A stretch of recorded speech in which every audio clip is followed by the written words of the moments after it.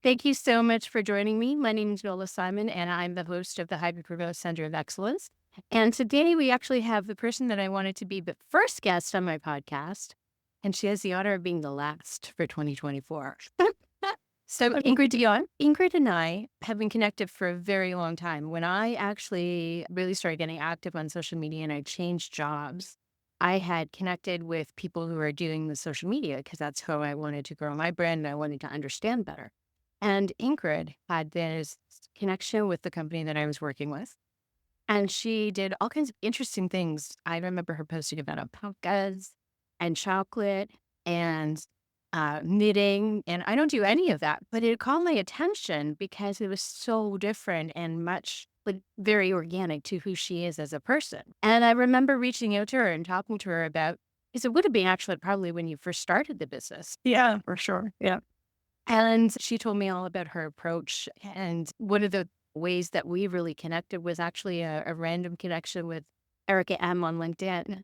It was. It's Very cool. bizarre. And if you're not Canadian, you may not truly understand who Erica M is actually, especially to Gen X. But she used to be the host of Much Music. And to actually have an interaction with her when every day I used to watch her after high school. And I sort of tag team Erica in, and Ingrid actually brought her in to actually do some work for the company that we were working for. And I eventually built up that connection, and Erica and her sister have both been guests on my podcast before. The connection to Ingrid is what I'm telling you is deep. It's deep. Go way back. It goes way back. Yeah, exactly. But that story of how you built your company and how you got to where you are right now. Because again, if you don't know who Ingrid is, you should, because she's being nominated by Ernst Young for Entrepreneur of the Year. And she's done it all from a tiny little place in Nova Scotia called Yarmouth. That's right. So do you want to tell me the upshot of your bio? Because she sent me the bio last night and I'm like, that's exactly the story that really needs to be amplified. Yeah. So I guess my story is just being able to run an award-winning, world-class marketing agency from a tiny little town that has a population of around 8,000, that is 3 hours from the nearest Starbucks, and working with multinational companies, billion-dollar companies that are our clients that we're creating social media content for. And it's also very near and dear to my heart to hire locally. So I'm so proud to say that my entire team is either from rural Nova Scotia or living in rural Nova Scotia. And in fact, four of us are here in Yarmouth. We have a little office on Main Street, the cutest office on the whole street. And yeah, so a bunch of us are just here in Yarmouth, which is a place where there never was this kind of industry. It really relies on fishing, forestry, and tourism. And those are the main industries. So when I was looking for a job in my field of marketing or communication, there were no jobs here. And so that's one of the ways that I started remote working. Back when I was 10 years ago, I was a single mom living under the poverty line and working three jobs. And my fourth job was to try and find a job in my field, and there were none locally. So I applied for a lot of jobs in Halifax, which is a 3 hour drive away. And I would say ideally I would work there one day a week and then work from home the rest of the week. And this was before the pandemic, and no one wanted to go for that. So I got rejected over and over again until an agency finally took a chance on me and hired me as a social media coordinator. It was very entry level, but at least it was in my field.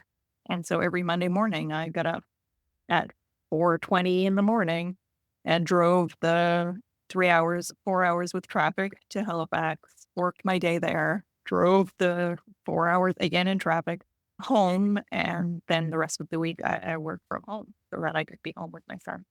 Yeah. And like anybody in Canada who lives outside of a major city can relate to that story because that's what you're told. That's what I was always told is you're not going to get any kind of job that pays anything and that is worthwhile doing unless you actually go to the city. And as a mom, to have that's almost like what, a 5 hour, 6 hour commute? Yeah, it was 6 to 8 hours commute. Yeah. Yeah. And even if you're just doing that one day creates so much anxiety because you have to make sure that everything is running in your house, that your kid is taken care of. And if something goes wrong, even though it's just one day, you're hours away. How do you have to have that village that everybody talks about that you need while you're parenting, except it doesn't necessarily always exist easily. Like you're Yeah. constantly pulling in favors. And I remember that as well too. And it's such a challenge. And so that's where I don't think that story gets amplified enough. And I don't think people understand how much chutzpah it would have taken to create a business like that on your own in that remote area. Yeah. So that's the other part of the story is after I did that for 3.5 years doing that commute to Halifax Mondays. And also once I was able to climb up to manager of social pretty quickly there. And so I was also managing a team in Toronto and I was in Toronto almost once a month. So I was really all over the place and then working from home in my tiny community as much as I could so that I could be home. But I eventually left and started my own business and trying to grow a business from here where I do have a few clients here locally, but Mm. most of our clients are not here. So when I'm here, I'm not necessarily meeting clients. Like we don't have clients that come in off the street and want to work with us. I have to travel and go to Toronto and go to Atlanta and go to Halifax in order to meet clients, in order to do that networking, to grow our business. But it's something that I'm willing to do to keep the business here and to keep creating jobs here in rural Nova Scotia. Yeah, and it's so important. So I know you have a very deep connection with remote work, but you've chosen to actually create an office. So why did you actually decide to actually go to the cute little office on the street, which I absolutely adore, and I've always followed all your innovations and decorations. And so why did you actually do or have an in-person environment in Yarmouth? It started because the internet at home was so bad. So, What's typical Canadian story too? yeah. So we had just one step up from dial up internet, and I was finding it terribly difficult to run my business. Uploading a video would take a day, and that's no exaggeration. I remember I was uploading a video once and it said that there was like 20 something hours left. And when I told the person that I was working with that it was going to take that long, they thought I was joking. And I was No, like, no, joking. literally. Yeah. I'm literally an hour outside of Toronto, and I once went to an event, and I took all kinds of photos of the CEO. I had like 400 photos and whatnot of the whole event. And it was taking so long that they actually asked me if I would consider driving in to bring my device so they could actually plug it in and download it rather than wait for the internet connection to download it all. Plus, of course, all the cybersecurity protections and all that stuff. Yeah. So no, Yeah. I believe you. I still drop calls like crazy, but that's just a reality of cell phone coverage in Canada, which of course, if you're paying for it at any certain speed, it's like a second mortgage to begin with. Yeah, exactly. I know our cell phone coverage here is still an absolute disaster. Like I do the drive to Halifax frequently still, and there are so many dead zones that during that drive, 3 hours, I can't take any calls because they would drop all the time. So it's really time that I spend listening to podcasts and educating myself because I can't schedule a call during that time. Yeah. Yeah. I totally understand. I've always wondered that question, but that makes complete and utter sense. But Yeah. So when I started so I live like 40 minutes outside of Yarmouth, even in a more rural area, population 2,000. And so in Yarmouth, the internet was much better. So I started coming into a co-working space and working from there in order to access choose the internet. And eventually I got my own office space. It was a second floor walk up above a clothing store and we worked from there for a little over a year, I think. And there were some structural issues with that building. So we eventually wasn't that moved in. rain or flooding or It rained indoors. stuff? That was And it's not like Nova Scotia doesn't get rain. it rained indoors and the rent was cheap. I couldn't really expect we're shaking our heads at that rate, but we moved last year to this new space and it's street level and it's great. But there are a bunch of us who like to come into an office and be together. We also do a lot of photography and videography in the office. All of our props are here. So because we work with product-based businesses mostly, we have tons of props, tons of products, and we need a place for all of that stuff. That's why we have an office. But I work from the office 3 or 4 days a week usually. And some people rarely come into the office. Some people come in more frequently. It's just good to be able to give people options. Yeah, exactly. And having the choice and the autonomy to choose what's going to serve the work really is the gift there, that flexibility. And that's always what I was after was not necessarily, I said to somebody the other day that if somebody had ever let me work like the 6 to 2 shift, so I could have balanced childcare and commuting and hours and stuff like that, I would never have actually pursued remote because I would have been trusted to have the autonomy and the flexibility to decide what's going to serve the work and balance my life. And 10 years later, we're still challenged to actually have that kind of level of trust. So when I'm talking to people who run their own business, what stands out to me the most is the investment in trust and in trusting your people. And you've just epitomized that. So kudos to you. This is why she's award winning, right? So let's Yeah. talk about your approach to actually attracting clients. I remember you telling me the story of how you actually approached my former employer. And you really just looked at how they were managing their social media and sent them a note online basically saying, like, hey, who's running your stuff? Do you have a need? Something like that. Yeah. So that is one way that we approach potential clients. We see that they need help and we want to help them. I am very I don't know if picky is the word, but I'm very specific about who I want to work with. And early on while running the business, I took some gigs with some potential clients that weren't quite aligned with what I feel the way that I am or my interests or my strengths. And so I made a sign and put it on the wall of my home office. And it said, before saying yes to a client, the first question was, is this social media work? Because I was saying yes to translation work and web copywriting. And so I Mhm. just wanted to niche down to social media. So is this a social media gig? If the answer is yes, then you can keep going. And then the second question was, does the client make you want to dance? And if the answer was yes, then I could say yes to them. But if the answer was no, then it meant that it wasn't a fit. And so I'm very particular about who we work with. It has to be a client that excites me. It has to be a client that excites my team as well, because they're going to be doing a lot of the work. So if it doesn't excite everyone, then we say no a lot. Mm. When you run your own business, you're able to pick and choose who you want to work with. Life is short. Let's work with clients that we really love and that really align with us. And that's how I'm running things. Yeah.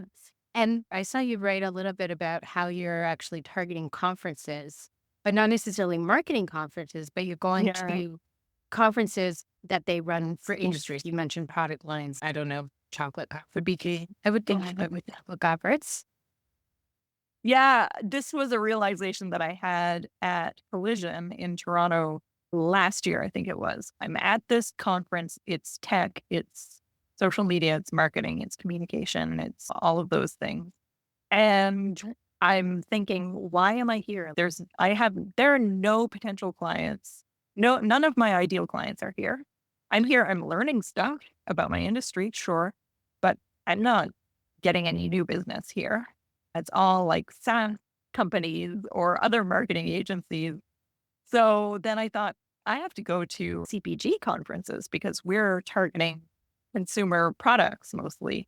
So consumer packaged goods conferences. So I start looking like on my computer, what's a list of Canadian CPG conferences? And I get a list of them and I just pick one arbitrarily. So last year we went to Grocery Innovations Canada. We got a booth. We were the only marketing agency there, Wow. shooting fish in a barrel. That is so smart. But Yeah, it's and when we went there, I was like, this is the smartest thing I've ever done. I've never had an idea this good in my life. And so this year we went to CHFA, the Canadian Health Food Association, really big, giant conference for health food products. And again, we had a booth there. There were a couple of marketing agencies there, but not too many. So this has been really a good way of us for us to meet potential clients and for us to grow the business. Yeah. And I encourage everyone to do the same thing. Think about your target customer and go to their conferences. Don't bother going to your industry conferences. Yeah, no, it makes total sense. And I find that as well too. Is if I look at people who are doing the same sort of work that I'm doing with hybrid remote, why am I hanging around with you? Because it's like an echo chamber. You're all saying the same things. You might have different focuses, but really, like, you're really just trying to convince each other that you're good. And this is useless.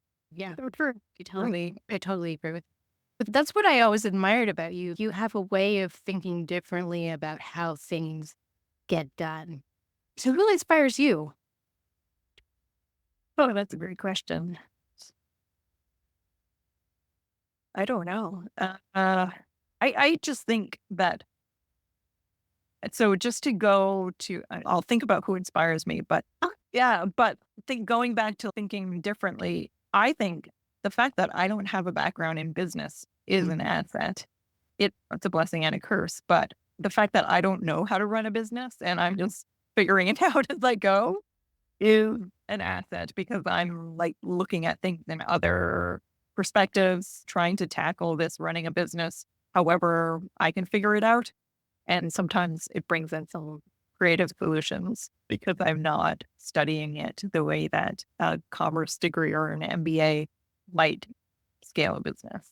Yeah. No, I totally agree. And honestly, that's why I hire some people too. But I like my coach, Carrie Twigg, she is in Winnipeg, but she's actually a similar story because she initially was teaching drama.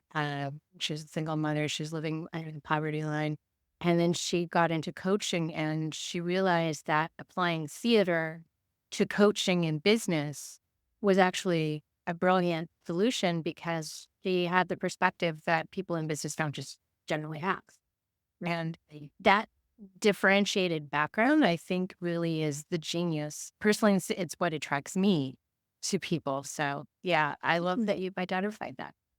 Yeah, interesting. And I guess who inspires me? One of the most influential people in my career was the person who hired me at the agency, who gave me that chance as a social media coordinator and allowed me to work remotely.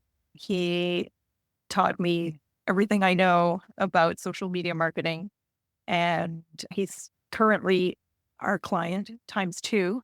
I'm still working with him, and yeah, his mantra back when we worked together at the agency was stay hungry and stay humble. And I've lived by that. And yeah, he's great. That's good. So you apply that when you hire people on your staff? He taught me everything I know about hiring people. Yeah. When he interviewed me, he asked me some personal questions rather than questions about my skills, which I thought was weird at the time. I was like, he said, tell me about a time when you've struggled. And I was like, I'm a single mom working 3 jobs, so working under the poverty line. Yeah, I am struggling. I'm on the school bus right now. And every time we hired someone together, like when I became manager of social, we usually got together to do the interviews. And he would always ask that question, tell me about a time when you've struggled. And we would hire people who had an answer for that. They had struggled. And I do the same thing now. I am always asking that question. I want to hire people who have struggled. We work harder. We appreciate things more. Struggle is a great thing. You learn so much from it. Yeah, it's not a negative. It's a positive. So yeah, I also learned that from him. Yeah. And resilience is a good thing, right? And unless you struggle, you don't really develop that resilience. Yes. It's so funny that you mentioned resilience because I was at a talk and it was when I was at Collision and it was an older white man who was talking about resilience. And he said that he had just learned about the concept of resilience. And I was just sitting there. I'm sorry. you just learned about this concept. I've been living this concept for a year. I could teach an entire course on resilience. And anyways, it just really blew me away that it was a brand new concept to him and he was doing a talk on it. Yeah, resilience. It's important. No, I've been at those conferences or things like that. I remember attending like an employee event, and this guy that I worked with, we were talking to the head of DEI, and he spent 20 minutes telling her how hard he had it as a white man getting promoted and getting raised. Yeah, there are all kinds of perspectives. It was a women's event. He was attending as an ally. And I'm like, yes. Yep. And he was making more than me. And I knew this because, well, both when I found his salary list, which I was never told. So that was all entertaining. But where do you think that, like, where do you hope to take social media marketing? Because like, social media marketing is not without controversy these days, especially with everything that's happened recently in the States. So where do you want to take it? Where are you hopeful of taking it? I am a big proponent of putting the social in social media. And that's why I primarily do, or yeah, almost exclusively work in organic social media. So our company does not do the paid ad campaign. There are so many agencies that do that and so few that focus on organic social media. So posting consistently, not paid ads. And the goal is really to create engagement. So getting people to comment, asking people questions, getting people to share because they've learned something new that they think more people should know about. Those authentic connections and being social on social media, that's what I am all about. And I've always been all about that. And I did not know that it would become a trend or that the algorithms would prioritize content that encourages conversation, authentic connection when I started doing this, but this is where social media is going. It's all about those authentic connections and being social on social media. So whether it was smart or not, I don't know. It wasn't strategic, but here we are. This is what I'm really focusing on. I will continue to focus on this. Getting in the comments is one of my favorite things, and answering people, engaging with people, finding out what people think.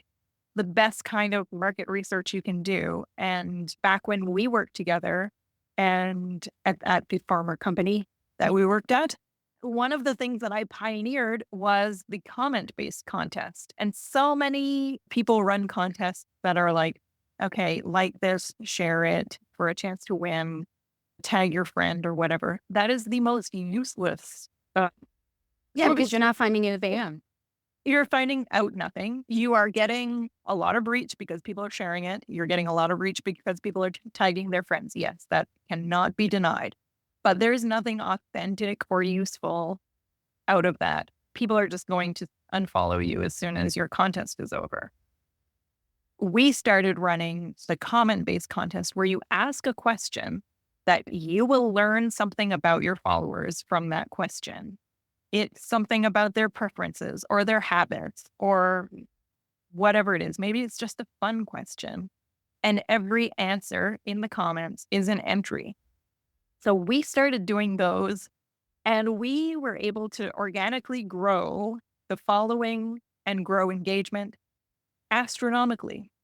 We had some of those comment-based contest posts that would get 50% engagement, which is unheard of. The benchmark is between 1% and 2%.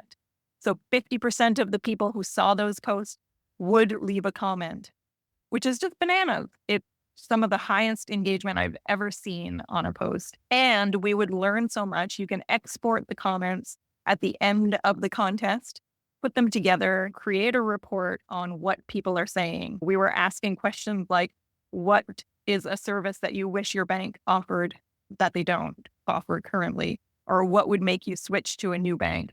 Those kinds of questions, we get so much information from our following. And all you have to do is give away some gift card or something. But we would also ask some fun questions. What's the first thing you ever bought with your own money? And some fun ones to keep it light. But yeah, that was Well, and that's authentic and smart abstract. because you're really putting it in the context of people's lives and hopes and desires and dreams. And people like talking about that kind of stuff, even though they're helping with that research, it doesn't feel like it. And Yeah. so I remember those contests. It was always really smart. Yeah, and then some competitors started running them, Of course. similar contests, just because we're having so much success with it. But yeah, those are the types of things that we are continuing to do. We're continuing to stress the importance of organic social media and intentional connections on social media and growing a community of loyal fans, engaged community online rather than just always selling. And of course, you need your paid ads to sell your product or service, which is great. But your organic social media is really meant to create loyal fans out of your product or service. And that's where we really shine. That's cool. Do you get involved with employee advocacy at all there, or you don't? We have before. Yeah. It can be a lot of fun. It can be a lot of fun. Yeah, for sure. You just need to try to get everyone on board, make it fun, make it interesting. And it can be super valuable, especially on LinkedIn. Yeah. And that's always my area that I Mhm. it's all my favorite. Voice now. That's awesome. That's awesome. But honestly, it's from people like you that I learned. You're teaching people good habits, even though really just doing it in the context of your everyday life, right? And that's what I think is valuable. And the fact that you've been able to do it from where you live without actually having to compromise the lifestyle that you want, to move away from your family, to move away from your community, people can learn so much from that. Yeah, thank you. Yeah, Yeah. it's important to me. And you speak about that too, right? Like you're Yeah. awesome doing podcasts and you're actually doing keynotes on that type Yeah. of law team. Yeah, and I would love to speak more about my story. I do a lot of speaking specifically about social media, but I would love to try to do some more speaking about my journey from poor single mom to CEO of a marketing agency and having done this in rural Nova Scotia and creating jobs for people in rural Nova Scotia. Yeah. Yeah. And Ingrid has been such a help to me. I remember talking to you about coaching and grants and different things that you've actually put your name forward through. Is it government programs that will support entrepreneurs and too? So she's answered a lot of questions. I did Startup Canada. I think I talked to you about that at that time. Oh, okay. Yeah. Yeah. So she's a really great resource, and she's one of the most approachable people I've ever actually come across in social media as well. This is my way of giving back to her. This is sometimes why I do podcast episodes, is like the people that have been supportive to me is like, how can I amplify your story and give back in a way? And maybe 5 people watch it. I'm not sure. You never know who's going to pay attention, but this has always been my goal, is how can I thank you for inspiring me? So that's my Aw. question. That's the answer to my question. I told her before we started, the person who actually captured my interest initially with social media was this woman who ran my doggy daycare, because she did the same thing of building community and authentic connection. Like she would throw birthday parties for the dogs and people would bring special dog cookies and she would write about it on Instagram. And it was just the best thing. And between her and Ingrid, that's where I've learned a lot about authentic media connection. And yeah. Anyways, that was part of the goal of doing this episode. Is there anything that you wanted to talk about that we haven't? I don't think so. Yeah. Great. I'm just so honored to be here and to chat with you again. It's been a while since we've been face to face. And It has. I think we did a phone call our one time that we actually did a phone call. We were rocking it old school back then. yeah, yeah, exactly. But it's so cool to watch your growth and your positioning yourself as a thought leader in remote work. Just so cool to watch you. And I'm always cheering you on LinkedIn. Yeah, the most important thing that I did this year, honestly, was the Maclean's magazine interview, and I did a TikTok for them. And then, of course, Canada decided to shut down TikTok, so there's that. Yeah. That's a whole other topic. Yeah, I know, but it's been such a journey learning all of that kind of stuff and pivoting from what I did before, right? And it's because people share so generously online that I've been able to do it, because I sometimes do tell people that part of the reason I started the podcast was because smart people will actually come and talk to me for free for it. So smart. Then I love to amplify their stories, but it's also about what it does for me as well too. And that's another part of my podcast that I don't necessarily advertise, but it's true. Yeah. So Bad, like, so you've been in business what? It's 6 years, is it 5 years? five. Yep. Yeah. That is Yeah. so cool because honestly, I met you right at the beginning of your journey and to see you Yeah. to the point where you're like an it, like winning awards or nominated for awards in entrepreneurship. It's just fabulous to see how you developed it. Where do you want to go? What do you have a Um, big, hairy, audacious goal? we're looking at exporting right now. All of our clients are across Canada. So I've been to Atlanta twice this year to meet some folks and try to learn more about the US market, see if we can break in there. I know it's a pretty saturated market when it comes to social media, but I think there's room for us in there. And also looking at other markets internationally just to see Canada's big. We could definitely keep playing in the Canadian pond, but yeah, it's just interesting to see what exists outside of Canada. And I always love a new challenge. So that's one of the things that we're doing right now. And just growing the business, creating more jobs, bringing in some new clients, figuring things out. That just been Keep trying to figure this thing out. Yeah, that's cool. Yeah, it's always interesting when I look at my podcast audience because people often ask me like where my audience mostly is, and it's Canada and the U.S., which makes sense. But at the moment, I've been on the top of the charts in Romania, and I'm like, why Romania? What is it about Romania? Oh my gosh, that's wild. I know. To plan a trip. I know. Yeah, I have no idea. So it's interesting to see what resonates with people and what magic you can create. Yeah, that's cool. All right. Thank you so much for making the time to do this. I've appreciated all your support over the years, and I wish you all the best in the future and your team, of course, too, because creating jobs in rural Canada, especially in an industry that is not traditional, takes a lot of work. And I don't know that people necessarily understand that. Without any reliable internet, I started my career at Rogers. Man, It has not changed all that much. That's one of the things that I really think the future of work in Canada really needs to resolve because yeah, it's holding us back, quite frankly. it certainly is. Yeah, you could work from anywhere if you had a reliable internet connection. It's super important, and yeah, it's absolutely my pleasure to be here, and I'm so thankful that you had me on your show. Listen, thank you.